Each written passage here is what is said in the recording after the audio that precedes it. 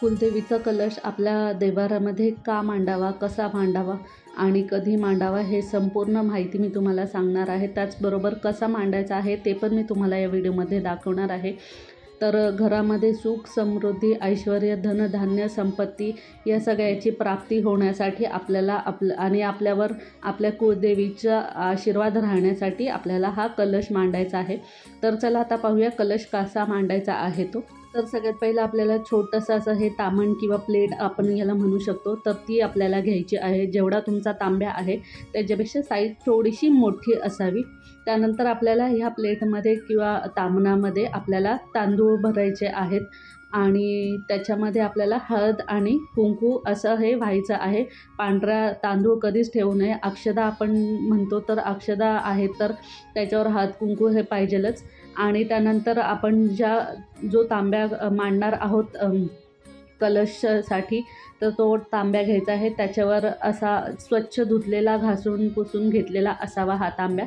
त्यानंतर असं ओल्या कुंकवाच्या सहाय्याने आपल्याला स्वस्तिक काढायचं आहे आणि त्याच्यामध्ये 4 टिंब द्यायला विसरायचे नाहीत आणि बाजूला अशा ह्या 2 रेषा ओढायच्या आहेत. अशाच प्रकारे आपल्याला स्वस्तिक काढून घ्यायचं आहे. त्याच्यानंतर हा तांब्या आपल्याला या आसनावर ठेवायचा आहे, म्हणजे अक्षतांवर ठेवायचा आहे. असाच तांब्या ठेवायचा नाही आहे खाली. आपल्याला आसन नेहमी असायला हवं कलशाच्या खाली, त्यामुळे तांदूळ प्लेटमध्ये किंवा तामणामध्ये ठेवायचे आहेत. त्यानंतर यामध्ये आपल्याला पाणी घालून घ्यायचं आहे. पाणी घालून झाल्यानंतर आणि पाणी आपल्याला लक्ष ठेवायचं आहे, वरपर्यंत भरायचं आहे. तर पाणी घालून झाल्यानंतर यामध्ये आपल्याला टाकायचं आहे हळद कुंकू व्हायचं आहे, थोड्याशा अक्षता व्हायच्या आहेत. 1 रुपयाचं नाणं किंवा ₹1.25 नाणं तुमच्याकडे असेल, माझ्याकडे ₹1.25 आहे तर ₹1.25 नाणं मी टाकलेलं आहे. एक सुपारी मी त्यामध्ये टाकलेलं आहे आणि त्याच्यानंतर एक फूल पण आपल्याला त्याच्यासोबत टाकायचं आहे. तर एवढ्या गोष्टी आपण या कलशामध्ये टाकायच्या आहेत. त्यानंतर 5 विड्याची पाने इथे घ्यायची आहेत किंवा आंब्याची पाने पण तुम्ही घेऊ शकता. तर बघा इथे मी नारळ ठेवलं होतं पण नंतर आठवलं पाने लावली नाही. तर 5 विड्याची पानं आपल्याला घ्यायची आहेत. तर पानावर मी असं हळद कुंकू लावलेलं आहे. असं काही इम्पॉर्टंट नाही आहे की हळद कुंकू लावायचा. मला असं वाटलं लावावं म्हणून मी पानांना हळद कुंकू लावून घेतलेलं आहे.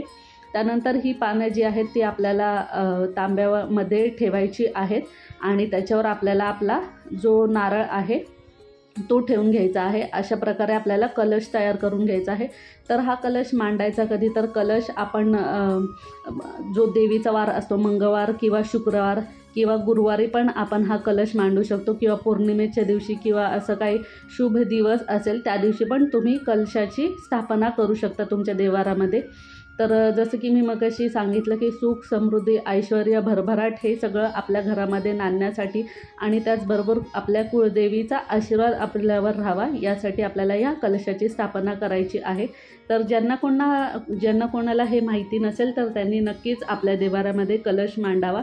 आणि हो, एक राहिलं, आपल्याला एखादं फूल पण व्हायचं आहे या कलशाला आणि दर मंगळवारी आणि दर शुक्रवारी किंवा गुरुवारी तुम्ही हे यातलं पाणी किंवा दररोज पण बदललं यातलं पाणी तरी चालेल. तर आजचा हा व्हिडिओ आणि ही संपूर्ण सांगितलेली माहिती तुम्हाला कशी वाटली मला कमेंट्समध्ये नक्कीच सांगा. व्हिडिओ आवडला असेल तर जास्तीत जास्त लाईक करा आणि जास्तीत जास्त शेअर करा व्हिडिओला, जेणेकरून सगळ्यांपर्यंत ही माहिती पोचेल.